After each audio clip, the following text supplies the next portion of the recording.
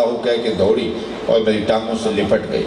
میرے سینے میں پتھر بھی ہوتا تو پگھل جاتا، لیکن میں اس ظالمانہ رسم و رواج اور اس سماج کی ان جھوٹی رسموں کے جکڑاؤ میں ایسا پھنسا تھا کہ میں نے فیصلہ کر لیا کہ اپنی اس بیٹی سے جلد جلد فراغت پاؤں گا، اس کو زندہ درگور کروں گا.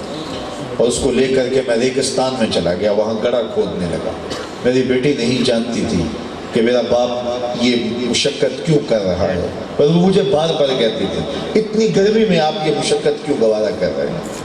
اور جب کھودتے کھودتے گڑھا میرے ماتھے پہ پسینہ نمودار ہوا تو وہ آگے بڑھی اور اپنے دوپٹے کے کونے سے میرے ماتھے کا پسینہ صاف کرنے لگی.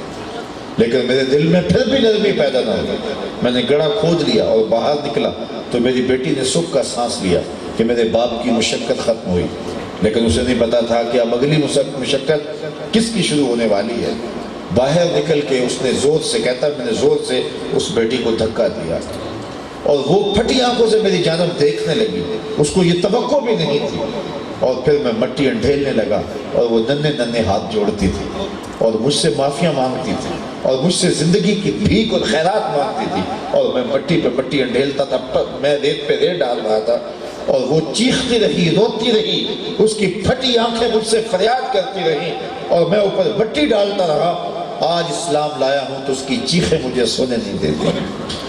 تو حضور علیہ السلام نے جب یہ بات سنی وَعَيْنَا رسول اللہ تَذْرِفَانِ، حضور کی آنکھوں میں بھی آنسو مسلسل تھے. تو کسی نے اس کو گھورتے ہوئے کہا کہ تو نے اتنا دردناک واقعہ سنایا ہے کہ رحمت للعالمین کے دل نازک پہ گرانی آ گئی اور حضور رونے لگے ہیں. تو نے یہ کیوں واقعہ سنایا؟ اس کو چپ کرنے کا اشارہ دیا. حضور نے دیکھا تو کہا اس کو کہنے دو، اس کو سنانے دو. اللہ اکبر. حضور کی آنکھیں جو ہے وہ ساون بھادوں کے می کی طرح برس رہی ہیں، نچڑ رہی ہیں حضور کی آنکھیں، اور وہ یہ بات سنائی جا رہا ہے.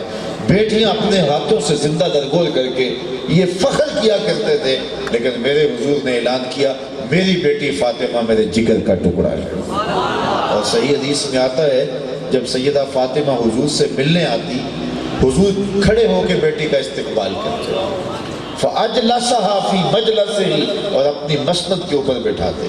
دنیا کو بتایا کہ بیٹی نفرت کا مقام نہیں ہے، عزت کی جگہ ہے، اور عزت اور وقار کا مقام دیتے ہوئے یہاں تک ارشاد فرمایا جو دو بیٹیاں یا دو بہنیں ان کو پروان چڑھائے اور ان کی اچھی تربیت کرے اور اللہ کی رضا کے لیے ان کا نکاح کر دے، قیامت کے دن وہ اس طرح میرے نیڑے ہوگا جس طرح میری یہ دو انگلیاں قریب ہیں.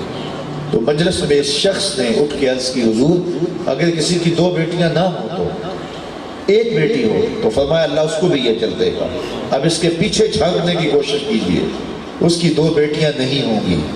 اس نے کہا کسی کی ایک بیٹی ہو، کہاں بیٹیاں زندہ درگور کر دی جاتی ہیں اور کہاں جس کی ایک بیٹی ہے وہ آرزو کر رہا ہے کاش کہ میری بھی دو بیٹیاں ہوتی. اس کے سینے میں یہ تمنا پیدا ہو رہی ہے. تو بیٹیوں کے لیے محبت کے یہ جذبات سینوں میں پیدا کیسے ہوئے؟